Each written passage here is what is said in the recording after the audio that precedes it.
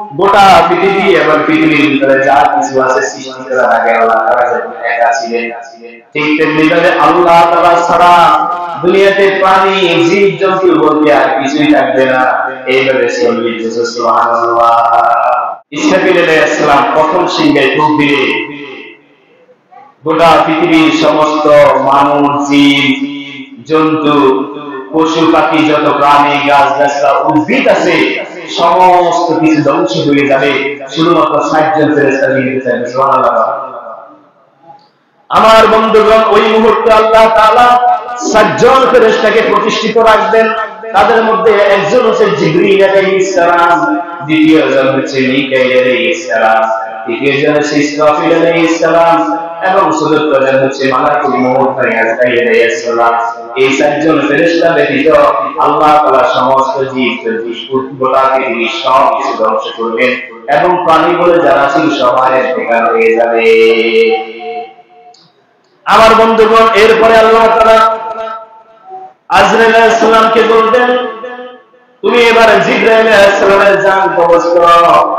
এরপরে মালাকুল মউত জিবরাইল আলাইহিস সালামের জান কবজ করবেন।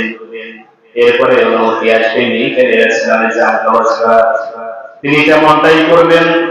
এরপরে অনুমতি আসবে ইসরাফিল আলাইহিস সালাম, যিনি সৃষ্টির মধ্যে অনেক বড় সৃষ্টি। রাসূল সাল্লাল্লাহু আলাইহি ওয়াসাল্লাম হাদিস শরীফে বলেন, ও আমার উম্মতরা শুনো, যেদিন আমাকে আল্লাহ তাআলা দুনিয়াতে প্রেরণ করলেন সেদিন ইসরাফিল আলাইহিস সালাম মুখের মধ্যে সিংহা নিয়ে প্রস্তুত হয়ে আছে।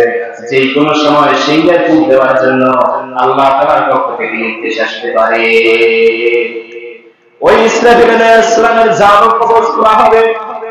এরপরে সর্বশেষ মালাকুল মউত, যিনি গোটা পৃথিবীর সমস্ত জীব জন্তু সমস্ত প্রাণীর জান কবজ করতেন, সর্বশেষ আল্লাহ তাআলা বললেন, ও মালাকুল মউত আজরাইল আলাইহিস সালাম, এবার তুমি তোমার নিজের জান কবজ করো।